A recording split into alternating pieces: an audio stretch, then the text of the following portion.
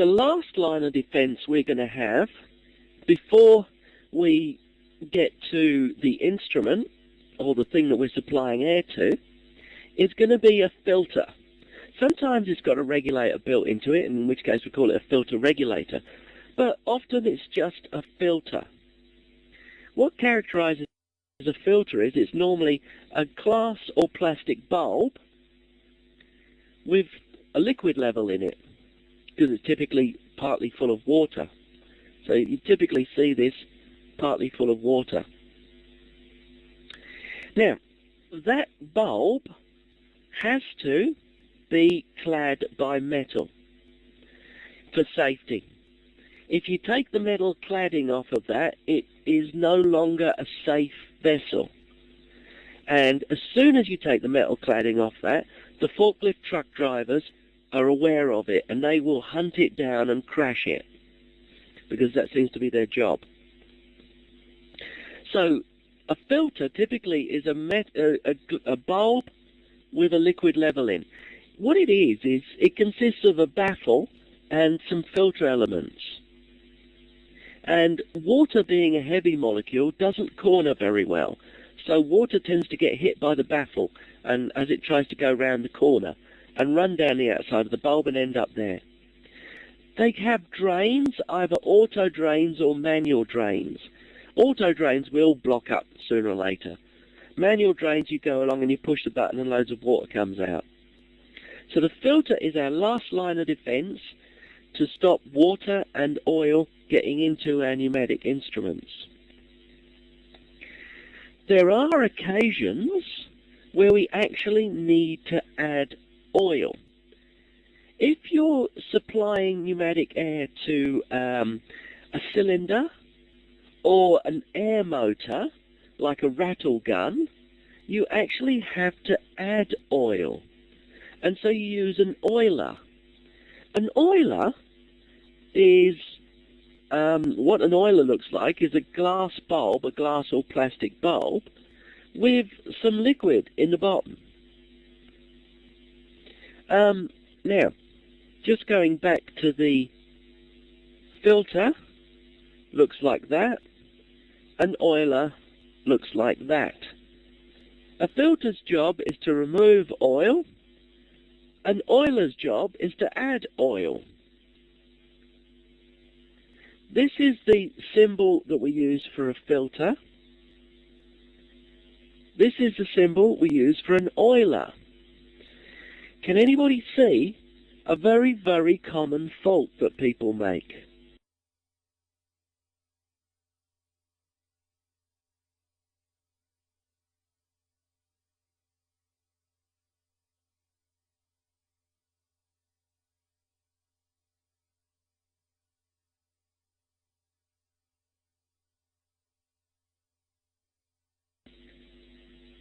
In fact, what people do is they get them muddled up. Here's an oiler. Oh, I'll get that colour on that. Oiler. This is a filter. They look virtually identical. And people have been known to fit oilers instead of filters, and then the valve positioner 6 months later blocks up. People have also been known to go up to the oiler and drain it because they think, well, it's got a level in it, I'll drain that off. So people get these two things muddled up. One of them, the filter, removes oil, and one of them, the oiler, adds oil. It's a very common thing to muddle the two up, and you've got to, look at them quite carefully. Quite commonly, we have high pressure arriving, and we want to reduce that pressure. For instance, if a compressor is supplying, say, 2 megapascals, then to control a valve, we probably only want about 100 kilopascals. So we need to reduce that pressure. To do this, we use a thing called a pressure-reducing valve.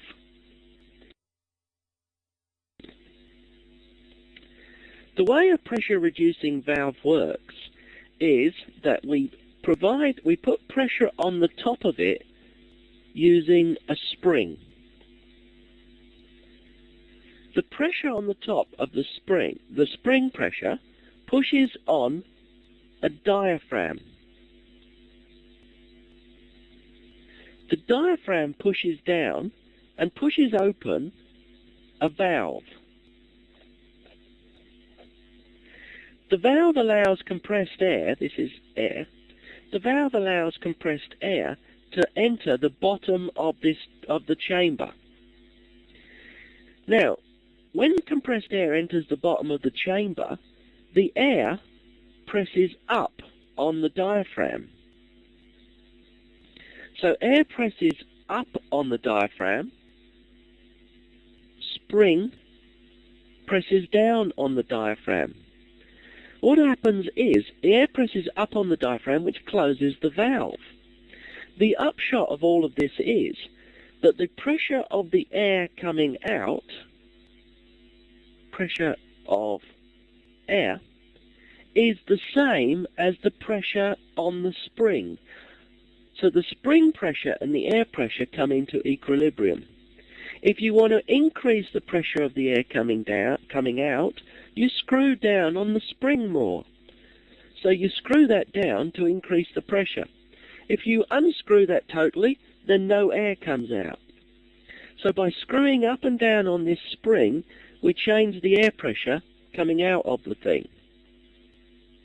It's a pressure reducing valve. One problem with this pressure reducing valve is that if the downstream pressure, if the pressure in this area here gets higher than is necessary, then it has nowhere to go. It just sits around in there, and that can be dangerous because we're not removing the energy from the system. Another type of valve, oh, and by the way, I should mention that the pressure reducing valve is often abbreviated to PRV, pressure reducing valve, PRV. Now, sometimes we need to get rid of the excessive pressure, so we use a regulating or relieving valve. Here is a regulator that's familiar to anybody that goes diving. With this type of thing, when the downstream pressure gets higher, in other words, when the diver breathes out, what happens to the air?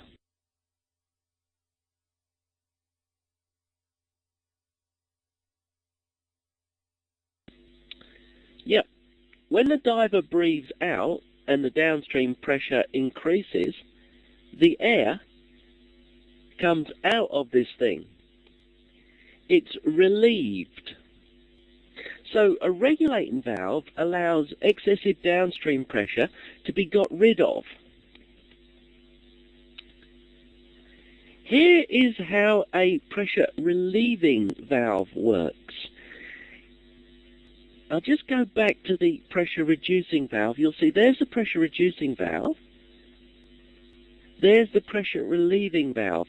The only difference between the two is this hole in the middle of the diaphragm. Hole in diaphragm. This hole in the middle of the diaphragm, when the downstream pressure here gets too high, the diaphragm is lifted up. And it lifts up off of the needle, and the excess pressure is able to relieve.